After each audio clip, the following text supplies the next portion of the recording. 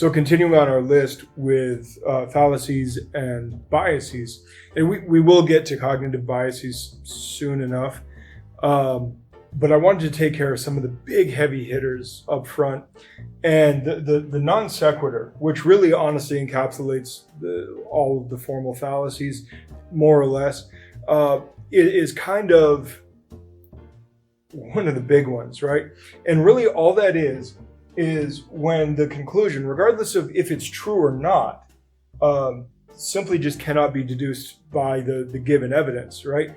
It basically, I don't know if you remember going into math class and you somehow got the right answer, but your work was wrong. That's why they ask you to show your work.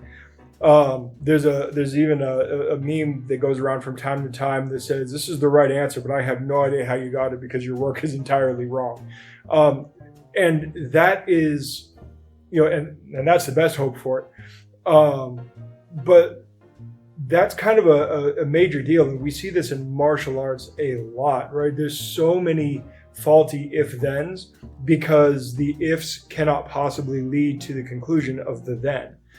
And so under this kind of grouping of formal fallacies right now, and I mentioned this in the first one, right? The fallacy, right?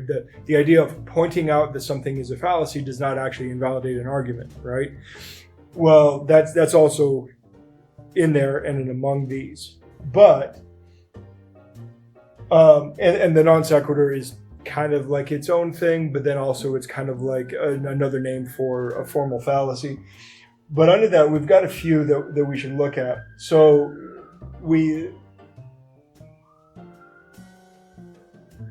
one of the things, we can kind of group a few of them together because they're all very similar, and that is the appeal to probability, the base rate fallacy, and the conjunction fallacy.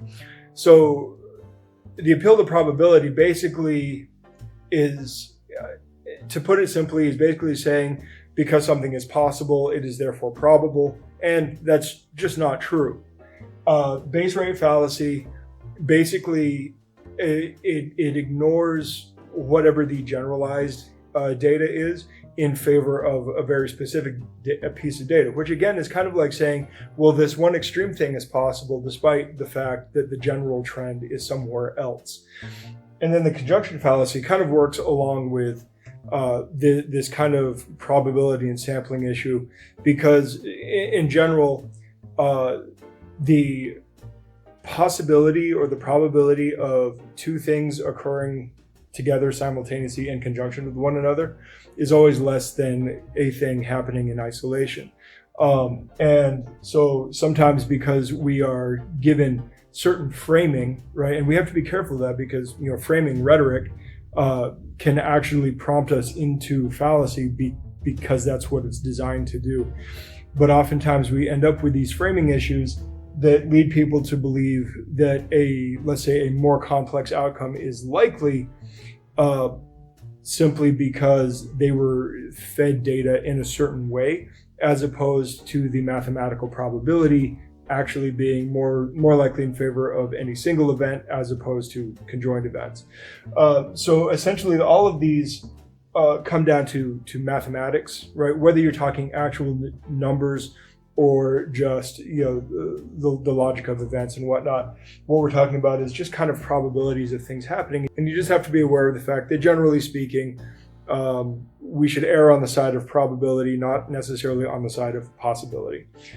And then the reason I separated this one, the masked man fallacy, is this one's an interesting one because it's more in the line of thinking about kind of our own referential knowledge, basically kind of mistaking our knowledge of something for the whole thing.